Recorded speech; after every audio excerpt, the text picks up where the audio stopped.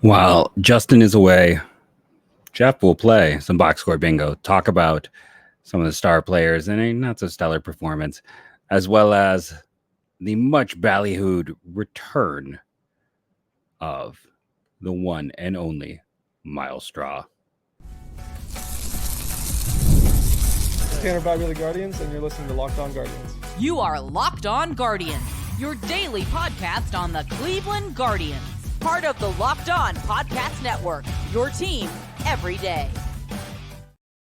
Hello. Thank you to all of our everydayers, everyone who's tuning in for the first time, and everyone who's checking us out. We appreciate all of you, especially those listening after a loss. We appreciate you all the more. Today's episode is brought to you by Game Time. Download the Game Time app, create an account, use the code LOCKEDMLB for $20 off your first purchase. I am Jeff Ellis, one of your two co-hosts here.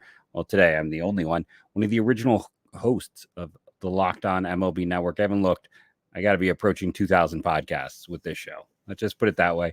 Before that, I was a lead draft and prospect analyst that's gotten 24/7. Before that, I was your 64th favorite blogger at every Cleveland sports blog that has or will exist. Today's show, we're going to talk about the game. Once a solo show, I do the box score bingo. I do the 3 stars of the game. I do some of those old schooly things I did at the start that people seem to enjoy. Comment below. I get so many comments on, or hit me up on Twitter if you're listening. I can't commit to doing it for every single game next year.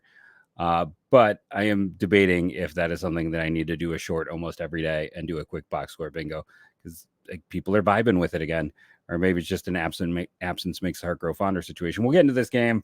I thought it was kind of disappointing. We'll get into specifically why I thought this was disappointing. Myles Straw, why is he back? How long is he back? We'll get into all of that. Hey, one of our greatest videos ever was about when Myles Straw got demoted. There are strong feelings around Myles Straw. And then 3 of their 4 minor league teams are playing in the postseason today.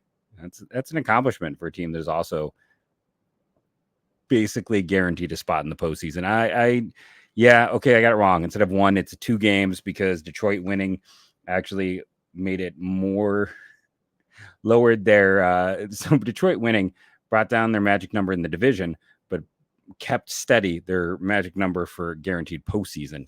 I don't, kind of weird, right? Even though I just assume beating the Twins, hey, a game in each direction, because the Twins are holding down that final spot. By the way, as of recording this right now, I've got so many tabs open. It's making me anxious, but right now Detroit is winning in the top of the 10th against Kansas City. They need that to keep pace. But enough about the Tigers. Let me pull up today's box score. So why was this a disappointing game to me? And listen, Justin and I, one of the things we realized is maybe in a loss, it's best not to lead off with the negativity. But we're going to talk about this game, and we're talking about Myles. I'm going to talk about Myles Straw. We're talking about the minors. I don't know if I have anything that I would say font of positivity, except for I'll say, hey, Lane Thomas, another home run. He's passive, and that's going to lead to some of those. He got the walk in the 9th, and that was a heck of an at-bat. But his previous at-bat where he struck out was a terrible fifth pitch. He probably should have walked there. He should have been on base 3 times in this one. And there was some signs of life. Jose had that big hit. Brennan did enough. What a bad at-bat by Naylor. That was one of those, you got the bases loaded. You got a guy in Griffin Jacks who might be a little shook. Let's be honest. After what happened yesterday, to come out and give the single, load the bases, don't let him out of it. Don't help him out. Come out there and first pitch in play out. I know it was the middle of the plate changeup, but he had a negative 54 launch angle. He was so late to that ball that he might as well have just not even bothered. Then David Fry also striking out on 4 pitches, 3 of which weren't even in the zone. So the 3rd and 4th, his 2 swinging strikes were pretty badly out of the zone. He was made to look foolish. I don't love that, and this is the problem here. So I see people complaining about Vogt is a bad manager, and I'm going to disagree. I think he has been fantastic all year. I have loved some of the innovation and changes. So I don't love keeping the whole, hey, our shortstop's hitting second, so whenever he doesn't play, we're going to put whoever else is there. I don't love that. And there's a few other things I don't love. But pulling Manzardo to run Straw, I know it was a 1-run game. Straw nearly gets picked off. And then because you did that, here we are in the 9th, and you have to go get David Fry, who is terrible against righties, to face one of the best right-handed pitchers in baseball right now. Definitely one of the best relievers. We made fun of him a day ago, but that's mostly because of what the Twins did. That, I'm not gonna say that cost him the game. It who knows? But you set yourself up, and then honestly, in that situation, I'd have to look at the numbers deeply. There's part of me, it's like, go get Noel, but Noel has really struggled of late, and they're not really trusting him. This is kind of the problem with having a not so great bench as well, because it's like Schneeman's not hitting. You don't have a lot of great options, and that's why Manzardo had the big hits yesterday. He had reached base twice in this game already. That was a dumb call. Like pinch running for Straw, when no matter what, Manzardo is going to get one more at bat. That was not a value gamble. And yeah, it blew up in their faces. And I'm not saying that necessarily Manzardo is going to get another hit on Griffin Jax, but you took away the opportunity for Manzardo to face Griffin Jax in a game-tying situation. After what happened yesterday, like, don't do that call. Instead, Myles Straw comes out, he gets picked off, Brennan flies out, Naylor grounds out. You're out of the inning. You got negative value from it. And then you set yourself up to be not successful. Like, that is the play of the game. That was one of the worst decisions I've seen them make. Just because you have a guy with speed, I get that it's the 7th inning, doesn't mean you have to go and get that player, especially when you don't have great replacements. When you know that it is a right-handed heavy bullpen, that was not a gamble that was worth the call, in my opinion. Comment below if you agree or disagree, but I think that was one of the worst calls I've seen of the year. One of the worst decisions, I guess I should say, of the year. Manzardo's been hot. He got on base again, twice in this game, multiple times recently. Big home run yesterday. Pulling him out to put Straw in, immediately gets picked off.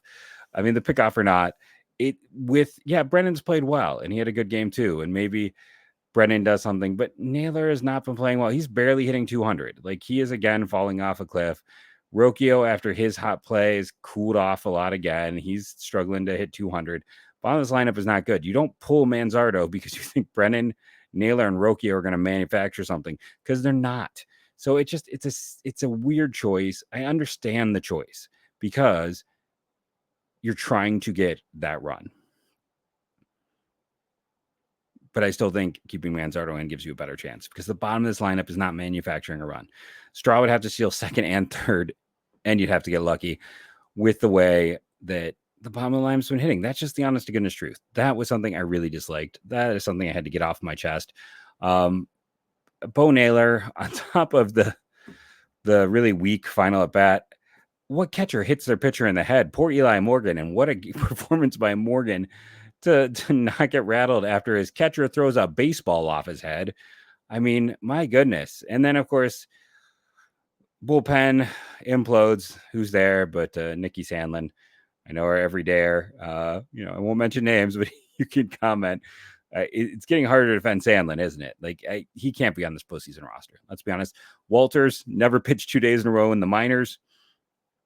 They didn't have Franco Alamon. I don't know if he's done that even yet. And now Walters' first 4 appearances, 2 back-to-back games. Of course. That's weird. Heron was great. Morgan was fantastic, especially, again, when you consider the fact his own teammate hit him in the head. Morgan's ERA, by the way, is down to 1.69. It's really, really, I can't use the correct words. Maybe, I guess, I won't even go there. It's really good. Walters has yet to give up a run. This bullpen, teams don't want to face this bullpen. And the thing is, there's enough offensively that they don't have to do much. And, Gavin Williams had a relatively solid performance in this one. It was not a bad performance. But what makes this such a tough game for me is Zebby Matthews is terrible. And Zebby Matthews is averaging almost 3 home runs per 9, an ERA that was over 8. Now it's down to 6.3. This might have been Zebby Matthews' best performance of the year. They were facing a pitcher that you should beat up on, and they didn't. They let a situation where they're facing a bad pitcher, and that bad pitcher was effective against them. And Yeah, it's not a good offense. Some people get mad when I say that, but when you look at baseball savant data and you look at things like expected batting average, expected on base, all those expected stats, hard hit percentage, all of those, Cleveland is bottom 3. In some categories, they are lower than the Chicago White Sox, which speaks volumes.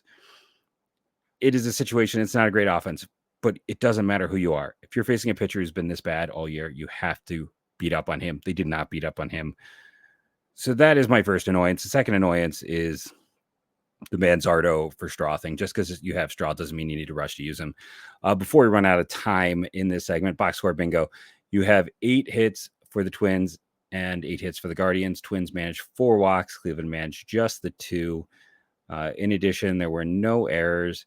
Trying to see if there were any hit batters in this one. I don't believe so. So 12. That should be about 4 runs for Minnesota. It should be about 3 runs for Cleveland. The 10, yeah. So, I mean, Minnesota probably should have won this game either way, but Cleveland just didn't get enough together. They had some unfortunate moments. Who reached base twice? Well, Angel Martinez, for all of my doubt, is proving me wrong. Lane Thomas, Kyle Manzardo, and Will Brennan. That is your list. Other side of things, Josh Naylor continuing to see that OPS drop, as previously mentioned. Rocchio, Naylor, some problems at the bottom of the lineup. 3 stars in this one. Eli Morgan, you get beamed in the head and don't give up a run and go over an inning. You got a star. Lane Thomas had a home run and reached base another time. That makes him an easy candidate in this one. And then, I don't love giving it to reliever. I'm going to give it to Gavin Williams. You go 5 innings and you only give up 2 earned runs and strike out 7. That's a good performance. So they may not have won this one. The rest of the series, I like them tomorrow against Bailey Ober or Tanner Bybee. Though Simeons with Richardson's pitch well, that's a bit of a toss-up. Just win one of them. I'm going for a split at this point in the year. I know they've dominated the Twins this entire year, but go for the split. You don't need to have huge things. For me, the annoyance here is this is a game that could have won. You got to beat up on bad pitching.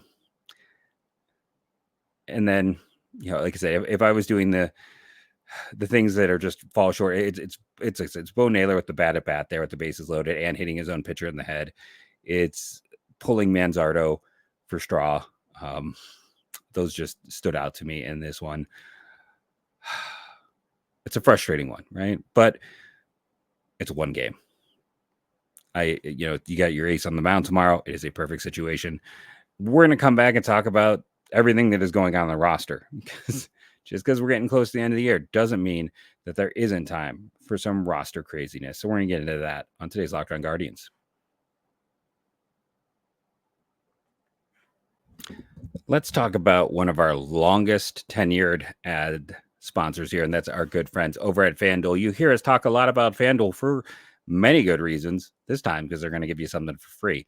They're America's #1 sports book. Well, we have something a little different for you now, though. Through September 22nd, when this drops, you'll have 4 more days to take advantage of this fantastic deal. All FanDuel customers can bet $5, $5 whole bucks, and get a 3-week free trial of NFL Sunday Ticket from YouTube and YouTube TV. Then with a YouTube TV base plan, you'll be able to watch every regular season afternoon out-of-market game. All you need is a Google account and a current form of payment, and you can cancel anytime. So as Justin always talks about, it's great for your fantasy team. If you are like me and you live out of market, it's a great, easy, cheap way. You're only talking about $5 for 3 weeks to follow your team. And once you get the experience of YouTube TV with NFL Sunday Ticket, you're never going to want to give it up. Let's be honest. That's why they're giving you such a great deal. So just visit FanDuel.com today. Download America's #1 sports book. Visit FanDuel today.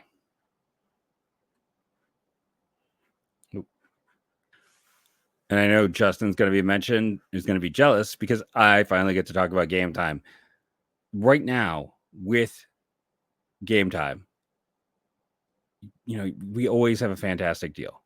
There's always a fantastic deal going on. You can get 50% off the Diamondbacks versus, that was a long time ago. I'm sorry.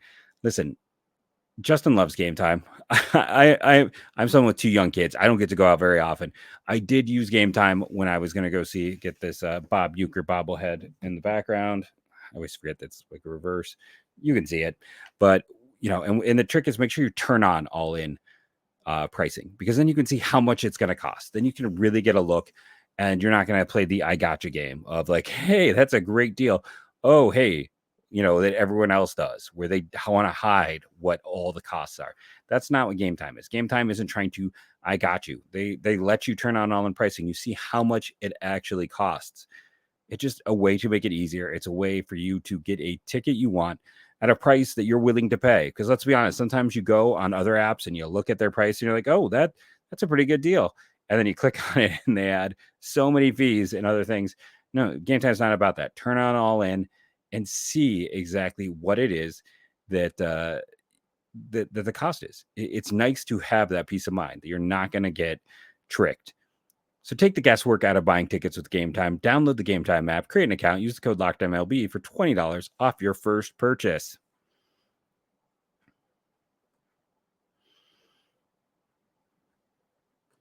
Hey, go check out our good friend Sully on the Locked On MLB podcast. Make that your second listen today. Sully has been here as long as I have. One of the great dudes in the network, one of the great people in the network. So go check out Sully on the Locked On MLB podcast as a second listen. I think that's enough with today's game, right?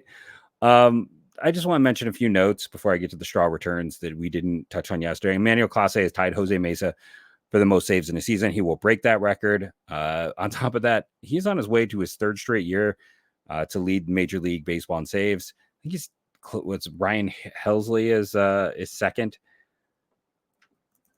And if he does that, it'll be 3 years in a row. No player has done that since they started tracking saves in 1969. What an accomplishment. He is one ahead of Helsley. What's crazy is, did you know that Kyle Finnegan of the Nationals is currently third? That's an interesting one. And hey, by the way, I just got a text alert from Justin letting me know the Royals did indeed lose their game. So Cleveland keeps their lead in the division, but the magic number for the postseason doesn't shrink, but it does mean the magic number for the division is down to 6. So it is 6-2 right now. A record it feels like the Browns will never see. But Kyle Finnegan third, fourth Robert Suarez, 5 Josh Hader. It's kind of funny when I saw some lists for like the the reliever of the year or MLB all MLB team. It would definitely look like they were just putting closers with ERAs. Like that's all it was, closers and ERAs. But yeah, Clase, there's so many things happening with him that you run out. You don't run out. There's never things you can run out to talk about. But yeah, we missed that yesterday. And by the way, a year ago, he blew 12 saves. You can go and find that episode. We talked about it. I went through the numbers and somewhere I have it saved. Like he blew more saves last year than Chris Perez blew in his entire time in Cleveland. Like it was a really weird year for Clase. Cleveland wins one more game. That is just the difference in his blown saves from last year to this year. If they win more than that, then it shows incremental improvement for the rest of the team in spite of its struggles. But just getting to the point where Clase has been that much more reliable, that 10-game difference in record is one more win. And they're there. And then that doesn't even talk about like Trevor Steffen's stumbles a year ago. And that happened a lot. And how good the other parts and pieces of the pen were. One could argue, thanks to starting pitching, that the other components of this team might be a little bit weaker than a year ago because the pen has been exceptional and has really carried them. But just looking at blown saves alone, you can kind of see it's an interesting line. Clase just had bad luck. Let's be honest. Like he should not have blown as many saves as he should. There's always a degree of luck and with bad ball luck. And it was weird a year ago. But yeah, first guy, looks like, fingers crossed, first player to ever lead the major leagues in saves 3 years in a row. Not even any of the greats, Mariano, Hoffman, none of those guys did. And on top of that, he's going to break the single season record in the same year that he broke the career. Let me talk a little bit about the addition of Myles Straw. So why did the Guardians add Myles Straw? Because Quan is going to be back next Tuesday. I wanted to just pull up and make sure I had that exact info. So he is going to be back next Tuesday is the expectation. Week from today, that's 7 days. With George Valera currently hurt, your choice of players in the outfield were, him, who are currently already on the 40-man, because they don't want to expand this 40-man too much. They can't bring up Tyler Freeman already. They just sent him down. It's either call up Gabby Arias, who's a sometimes outfielder, or Jonathan Rodriguez, who's a bad defender in the outfield. Instead, they bring up Myles Straw. And the other reason to bring up Myles Straw is, guess what? At the end of this, you can cut him again, and it doesn't change anything. No one's going to claim him. He spent that whole year in the minors and was not, it's not like he had a great year. He had a subpar year in AAA. He is a good, he's still a very strong defender. He has speed. All I can do is laugh because of the whole situation of getting picked off. But he is here to be a backup, to pinch run occasionally, to get out there and be a defensive replacement for this team. And he's here because in 7 days you can cut him and he'll pass through waivers. I mean, if you're lucky, someone claims him. I don't think it's going to happen. He'll pass through waivers. He'll go back down to the minors. No one wants to pay him his contract. And you're in the same situation you were a year ago. He is the Anthony Gose of hitters at this point, because at some point we're going to sit down and talk 40 man. But if we are very honest about this team heading into next year, coming off the roster is Boyd and Cobb. And then that's about it in terms of the 40 man. I know you're thinking Shane Bieber. You talked about him and James Karinchak. Guess what? Those two dudes are not currently on the 40 man. So when they come off, it won't affect the 40 man at the end of the year. They've got to re-add Trevor Stephan, who they plan to keep. If they keep Sam Henches, they got to re-add him. Guess what? You're now at a 0-0 set in terms of this roster. So they have to make some decisions. You got to start figuring out, okay, if they're going to cut like Connor Gillespie or Peter Strzelecki, let's consider those two guys. Guess what? That gets you Ninkasi, and it gets you, man, I just had a complete brain freeze there. Ryan Webb, because I think both those guys are likely to be added with this team's need for some pitching depth in the upper minors. And we haven't even talked about Alamon. So if you want to add him, you have to make some hard choices with guys like Freeman and Rodriguez, who didn't get up this year, or Gabby Rodriguez. So you don't really want to start forcing your hand. You don't want to mess around with stuff you don't need to. You're not going to add Chase DeLauder because I don't even think he's playing right now. I think he is still hurt. I mean, I've got the AAA box score over here because everyone played tonight. But there's no one you're calling up in this situation. There's the outfield in AAA, again, Freeman, who you can't call up, Brito, who can't play the outfield, and Esteban Florial. That ship has sailed long in the night with Rodriguez being the DH. So it is a situation. There was just not a lot of great options. And they're adding someone that is an easy player to cut. It's the Ghost situation. I don't think he's going to start. It's also a reward for a dude who went down there and played in an unideal situation. I know he got paid to do it, so it's hard to feel pity for him. But he went down there and did his job, and they're rewarding him. And he is well liked in that clubhouse. He is friends with several players in that clubhouse, Jose notably among them. So there's a degree of that as well. This is definitely a reward situation for him. It's going to be 7 days. He's going to be a backup for 7 days. We'll see how many more pitch running opportunities he gets. Yes, I'm still annoyed by that, even late in the show. But he is just here because he can handle 3 spots, and Quan is not playing for another week. And he has been down for 4 games before he got added to the DL.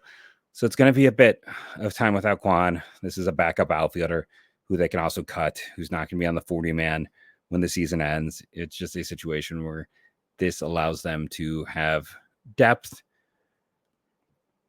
And looking at the minor league roster, Brito can't back up your outfield spots. He's not good enough. Rodriguez can't handle center. They wanted someone who can handle 3 outfield spots. This is the only player down there outside of maybe Freeman. And you can't call Freeman because you just sent him down. And the rules are a guy has to stay down for said number of days. So not a good performance. I don't know why I said that. There's a good logic to it. Hopefully, though, again, I'm just hoping they don't go to him too much. He proved this past year that he couldn't even hit AAA pitching. There's not a whole lot of everyday points. I know because of Noel's recent struggles, they're not playing him much, but you still got to play guys like Noel and Brennan Moore, who are showing some signs of life as opposed to a Myles Straw. And one could make the case, though, that heck, bring up Brito, even if he can't hit or play the field because he can hit, and not having Straw maybe would have given them a better chance to win this game. I'll stop. Bitter chaff here. I'm sorry, everyone. Man, that whole situation was just not ideal. And listen, before I get accused of being too negative, because there'll be like 5 comments about it, this is still an incredibly fun team. They had a chance in the 9th. Like, yeah, they lost, but at the end of the day, they had a chance in the 9th to win this thing, or to at least tie this thing, I should say. They had a chance in the 9th to tie it. They didn't give up. They kept fighting. They kept going. Bullpen outside of Nick Sandlin's been spectacular. Had some great stats during the game broadcast. Again, you remove Sandlin, this bullpen's been darn near perfect over the last month. So they're a good team. I have faith in them. They're going to make the postseason. And with that bullpen, I still think no one wants to face them. We're going to come back. We got to talk about 3 teams played tonight in the minors in the postseason.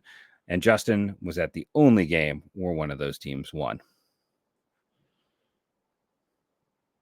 You know, I love it when we got a new sponsor, and we got one today with our good friends at Arena Club. For most of us that like collecting cards, the idea of spending $2,000 or more on a Luka, Ellie, or Mahomes rookie card just isn't in the cards. I love collecting many things. You can see I got a baseball, I got a hockey puck, some signed objects, but collecting is some serious money to drop. Thanks to slab packs from arenaclub.com, now it's possible to score gem mints for a fraction of the retail price. Every card that I listed was hit from last week's Arena Club slab pack drop. Arena Club is the only repack that provides real life value and a complete view of all possible cards and a clear hit rate for each one. And that's the thing. They are all about transparency. They want you to know what is available, what the hit rates are, what the grading. You can see what you are potentially getting in one of these repacks. Their whole focus is this idea of transparency and knowing what your odds are and knowing what's there. Like, if I'm going to get some packs from them, I'm going to get a slab pack, I know what potential cards I can get. I know what is there and what are the odds. I also know the total amount of cards, so I can say, like, hey, so they are revolutionizing the repack game with transparency. After pools are revealed, they're immediately placed in your showroom for safekeeping, selling, trading, or auction. The Arena Club grading process is accurate, fast, and transparent with a full grade rationale provided, explanation of how your card was scored. Whether you're buying, selling, trading, or displaying, Arena Club is the card collecting platform you have to check out. Right now, you can get 10% off your first slab pack or card purchase by going to arenaclub.com/LockedOnMLB and use the code LockedMLB. That's arenaclub.com/LockedMLB, code LockedMLB for 10% off your first purchase.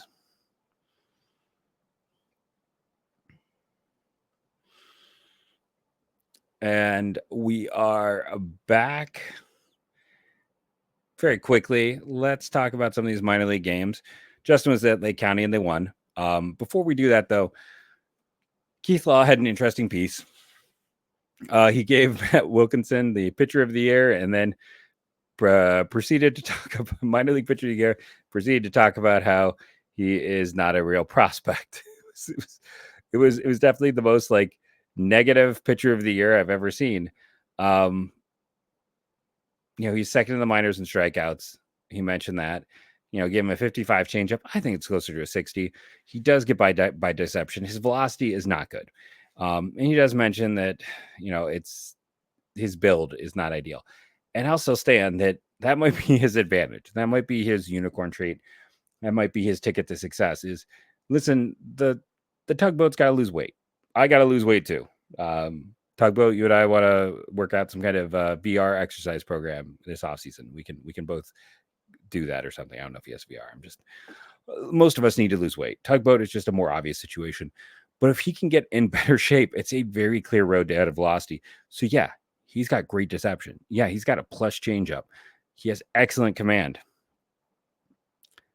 Getting healthier and more in shape, instead of talking about how he's not a great prospect, if he can devote himself to that, if he can really put in the time in the offseason, that's going to allow him to stay healthy longer. Let's be honest. Any one of us that have carries extra weight knows what that does to our knees. On top of that, it's going to be an easy road to more velocity. It's a very easy road just by getting in stronger and in better shape.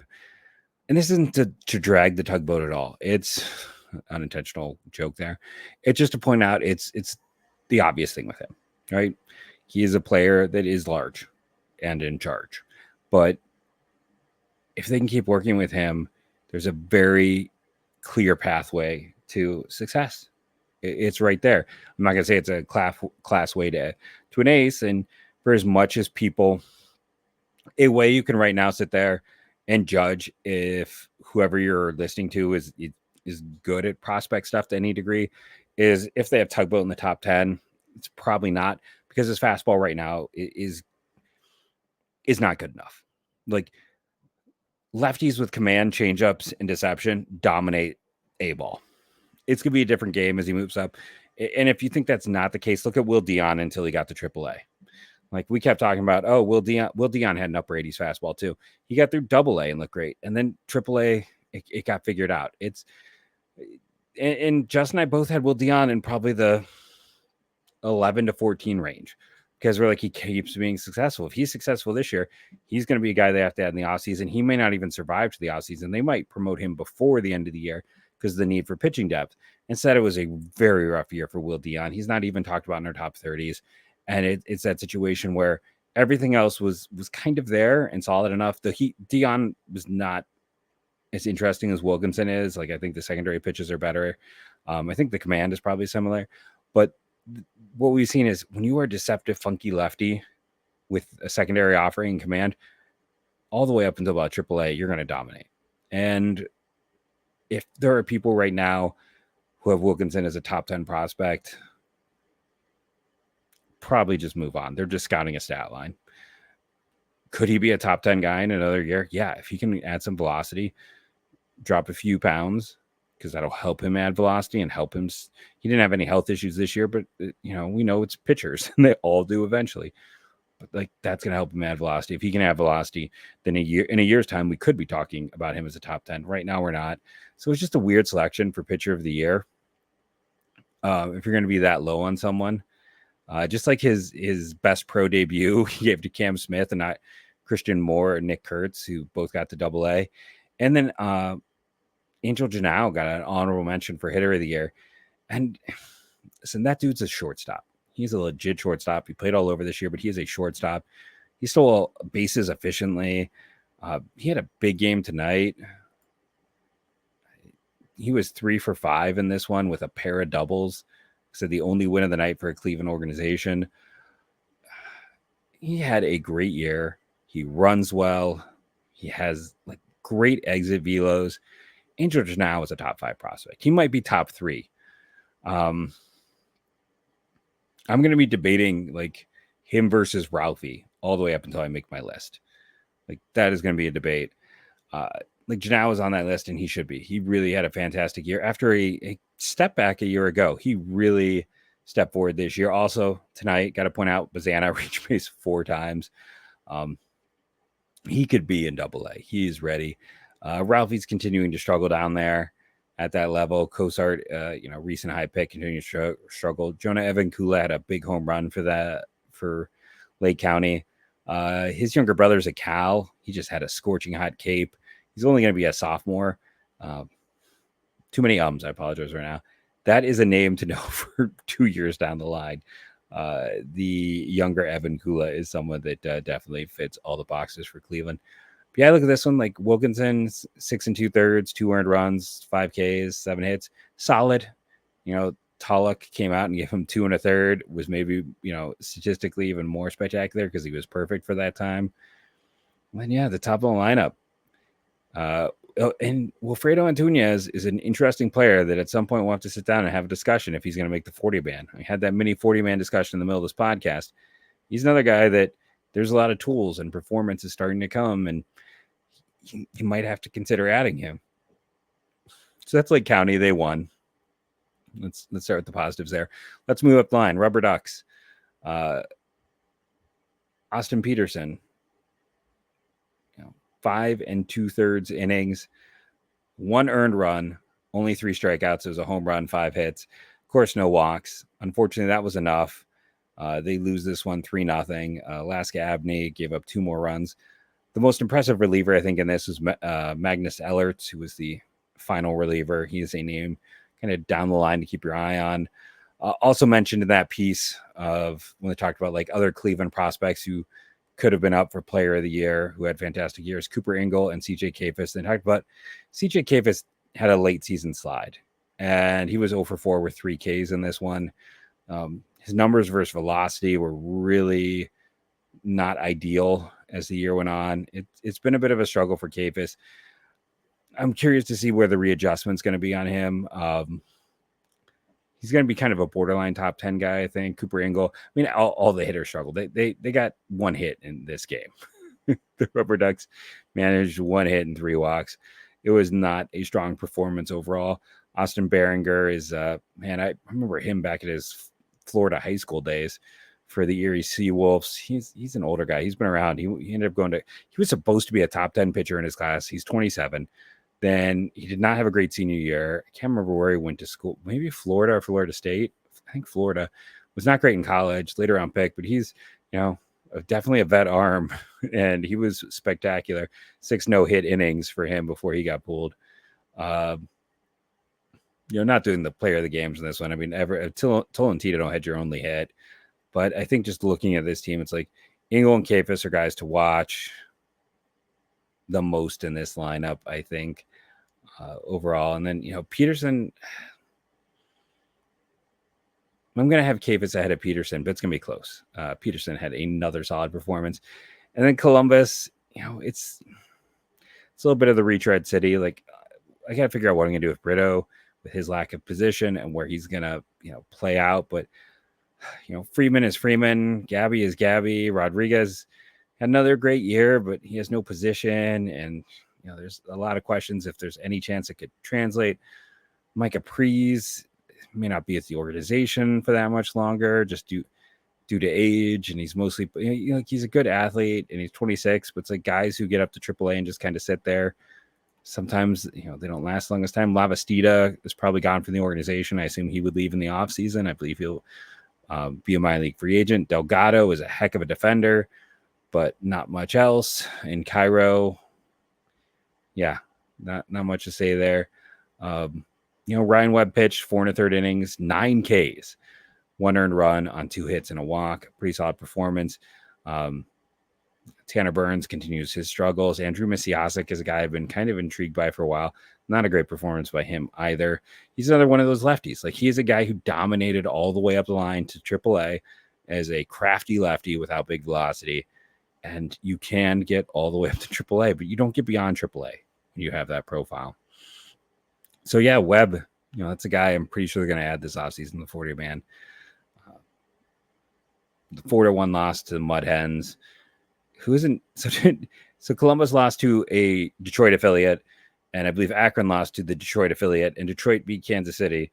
Cleveland only beat the Brewers affiliate, which is appropriate because they, lost all 3 games against the Brewers, but won the season series against the Tigers. Tigers had just winning ways across the majors and the minors today.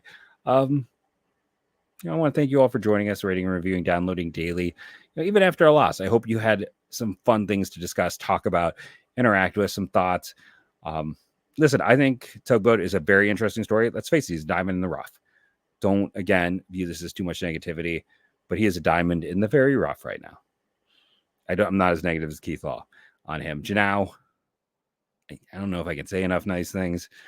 And it's going to be an interesting offseason. The prospect pool thankfully had a lot of rebounds after some struggles a year ago, and just having a lot of high draft picks helps. This is going to be a very interesting regular season, as it's kind of this lull part, right? Like, we're waiting for the postseason to start. I have a good feeling this team's going to win this division and lock up a bye. I feel positive about that. I feel good about that. And then once we get past that, then we can really focus in on some of those big games. I'm not going to overlook these games, but I am looking forward to kind of getting beyond these last few games in the regular season. I'm not looking past. I'm just kind of looking forward to where the real fun's going to be.